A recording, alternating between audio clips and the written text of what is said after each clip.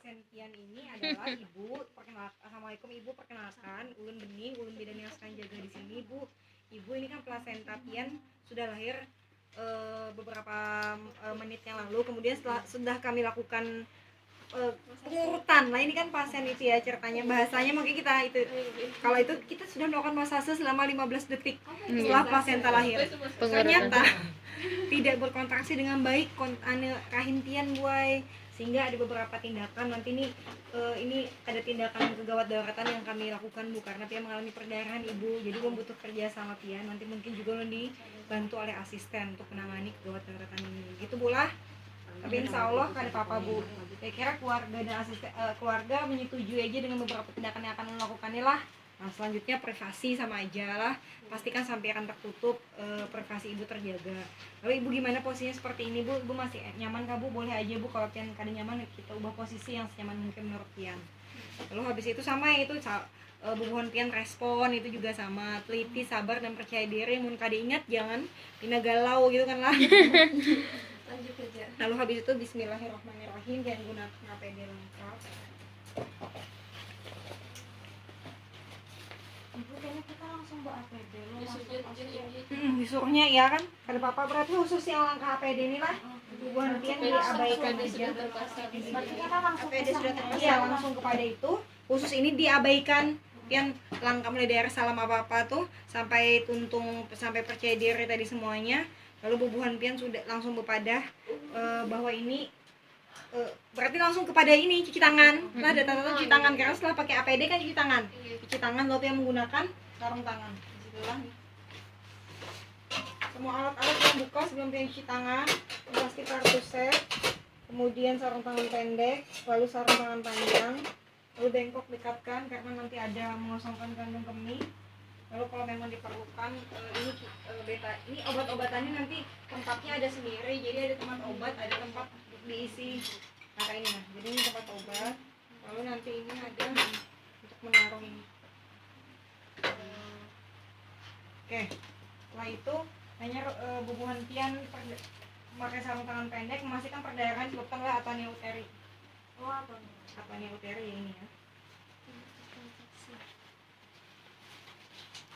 Bu sabar sedikit ya Bu ya, semangat Ibu, insya Allah kita bisa mengatasi ini semua ya Bu ya. Kemudian ini dia memastikan lagi bahwa ini karena perdarahan disebabkan oleh atonia uteri. Apa ciri-cirinya atonia uteri? Perdarahan.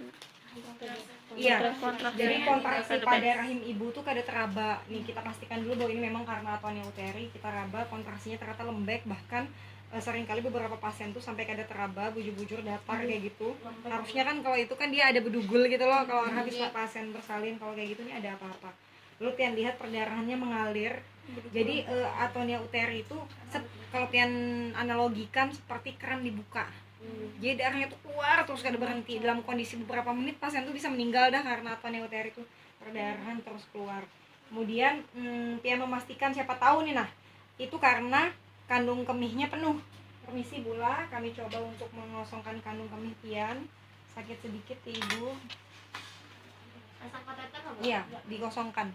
Ternyata sudah kita upayakan, sudah kosong loh, blasnya sudah kosong. Ternyata masih itu lembek juga. Oh ini bujur nih atonia uteri. Lalu Pian persiapan untuk menggunakan sarung tangan panjang. Nah ini untuk sarung tangan panjang ini, wah ini ya.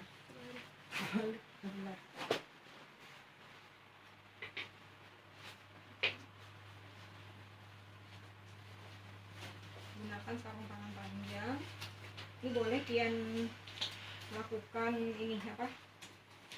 Pemberian betadin pada sarung tangannya untuk sebagai fungsi desinfektan.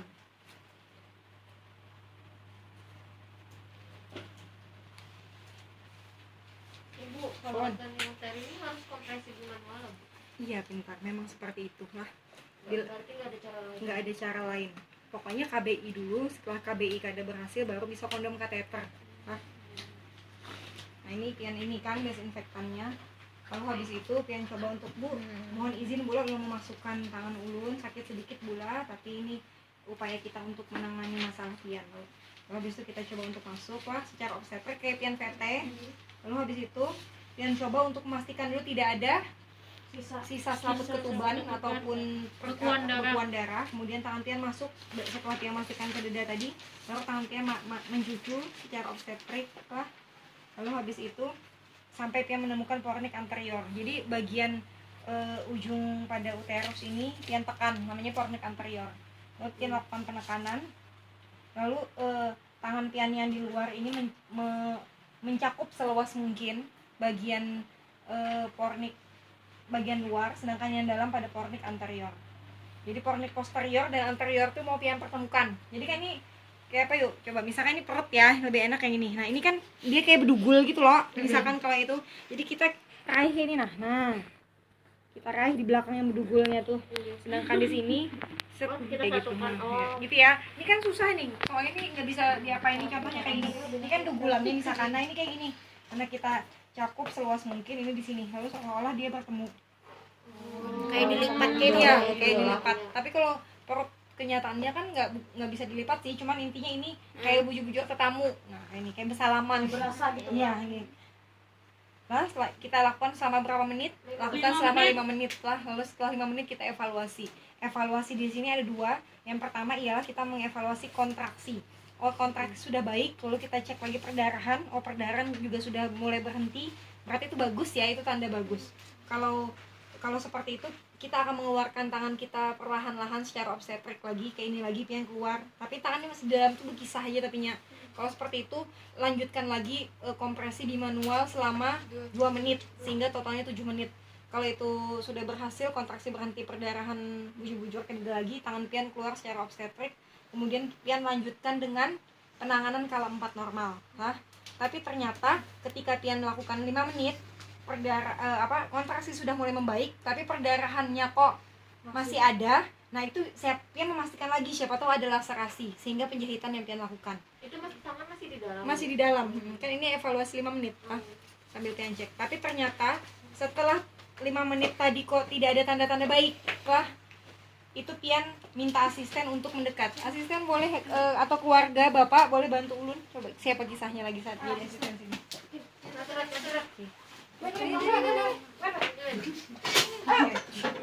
Ya, pian sini Pak lah. Tangan pian sini Pak. Iya, bagus Pak, pertahankan kayak gitu sambil kita mencoba untuk keluar. Asisten ini kita mengajarkan untuk mengepal di sini ya. Ini keluar loh, kan kada mungkin kalau dia udah mengepal di sini kita keluar lah. Nah, ya tekan yang kuat Pak lah, tangan kita keluar. Pertahankan ya Pak ya, seperti itu. Nah, ini kita celupkan ke dalam larutan klorin. Ya Pak, pertahankan seperti itu ya Pak ya. Semangat Bapak, suaminya siaga ya ceritanya. Klorin kita lepaskan. Lalu habis itu kita memberikan infus. Sebelum infus deh ergometrin dulu. Kita suntikan ergometrin 0,2 secara IM.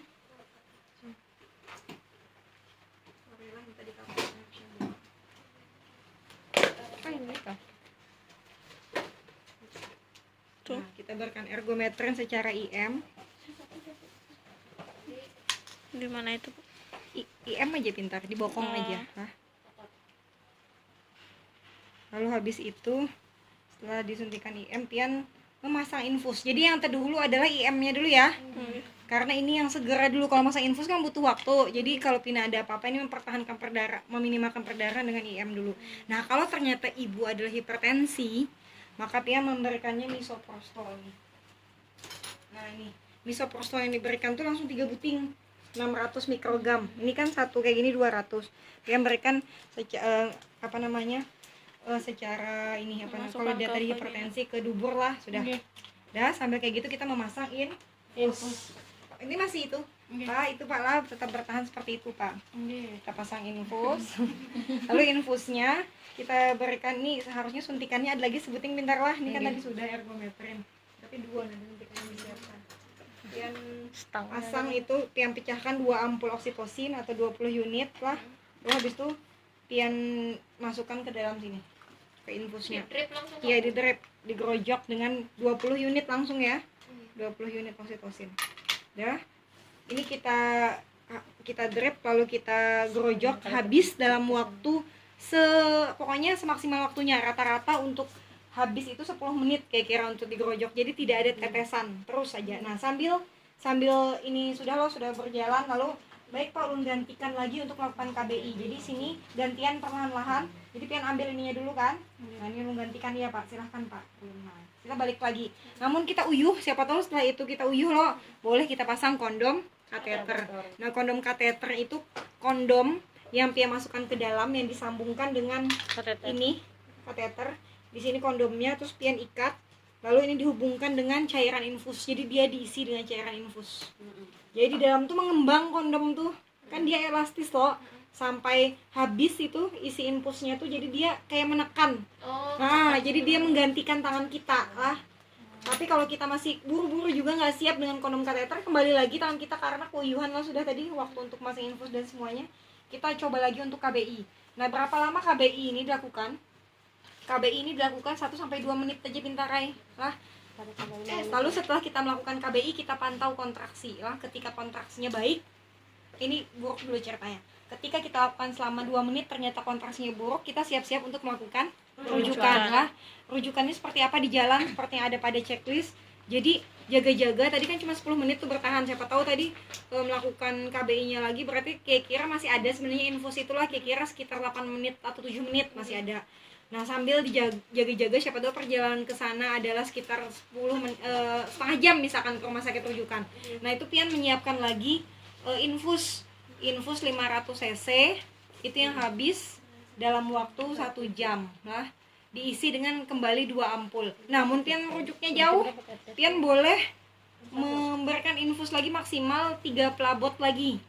Jadi 500 cc ini 3 kali lagi di jalan yang diisi dengan 20 ampul masing-masing. Jadi sudah berapa ampul? Sudah 8 ampul kan?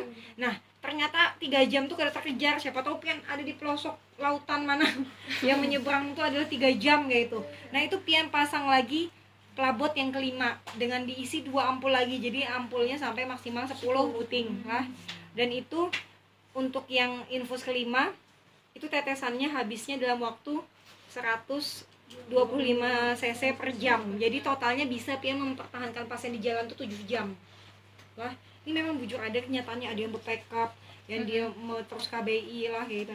Terus banyak kejadian teman-teman. Berarti bersanggup lah bubuhan habis langsung ganti. Iya, jadi bubuhan pian harus menyiapkan 5 pelabot tadi, siapa tahu menjauh benar, tapi mendekat aja cukup 1 kan yang pian bawa melihat kok sikon lah kayak gitu.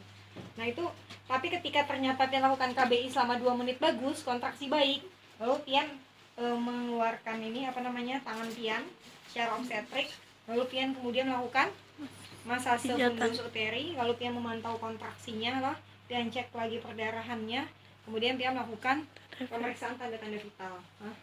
Nah itu lebih susah mana dengan distosia baru. Lebih enak. Nah itu tapi lebih ini kan, ini lebih agak ini kan tadi nyaman urutannya lah. Sebenarnya mempertahankan 5+2 aja, lalu minta tolong asisten atau keluarga menyambung, pian menyiapkan obat, pian ada, lalu pian lanjutkan KBI lagi 2 menit paling kada. Kalau masih kada baik kontraksinya, pian persiapan untuk rujukan dengan paling menghafali obat-obatnya tuh sedikit aja lah gitu. Ibu yang habis pembelian 500 cc pertama yang cepat mungkin tuh kan kita KBI lagi itu berapa menit? 5 menit lagi? 1-2 menit. 1-2. Jadi maksimal 2 menitnya. Jadi 2 menit aja kita kawa mempertahankan KBI kedua. Mun pian kada yakin mahadang 2 menit, semenit aja kok tidak ada tanda-tanda, karena orang pada saat biasa kita masase tuh 15 detik sudah ada kontraksi loh. Ternyata kok semenit itu pian sudah jaga-jaga aja persiapan rujukan, tetapi ada batasannya maksimal 2 menit. Nah, ternyata itu semua sudah loh, baru pasien sudah baik, sudah pian tinggalkan. Alhamdulillah ibu, ini ternyata setelah kita lakukan itu penanganan kegawat daruratan, kontraksi ibu sudah baik, kemudian perdarahan ibu pun sudah tidak keluar lagi bu lah. Alhamdulillah bu, silakan ibu istirahat, ulun ini dulu bu lah, ulun tensi pian dulu, kita cek suhu ibu dulu, habis itu pernapasan dan nadi pian, ulun beres-beres dulu bu lah. Nah kayak gitu. Nah jadi di akhirnya tuh ke normal gitu. Nah jadi di tengah-tengahnya itu kan ada gadar dulu, jadi urut-urutannya tuh jangan terbolak-balik ya. Kalau yang tadi itu kita asumsinya melakukan yang positif dulu, kemudian negatifnya adalah dilanjutkan dengan KBE ya kada. Kalau yang terakhir itu ke negatif dulu baru menjadi positif, karena diakhiri dengan melakukan masase semuanya itu. Jadi jangan terbolak-balik urut-urutannya tuh. Nah, sebenarnya kan dia ada diagram alirnya kalau kalian tahu KBI itu. Pasien dengan lembek uterus. Apa yang kita lakukan? Kan tindakan apa? Kalau misalkan iya berarti kita siap-siap KBI. Tidak, oh berarti perawatan normal. Oh ternyata lembek. Kita melakukan KBI. KBI ada ya tidak lagi. Ya tuh dia sudah menjadi dilanjutkan dengan 2 menit, dia sudah bagus. Ternyata tidak, oh dia siap-siap KBI. Nah kayak gitu dia ada kayak gitu-gitunya, ada panah-panah. Nanti pian terserah aja belajarnya kayak apa. Kita coba satu kah dari hubungan pian untuk ini, Kenapa? mempraktekan.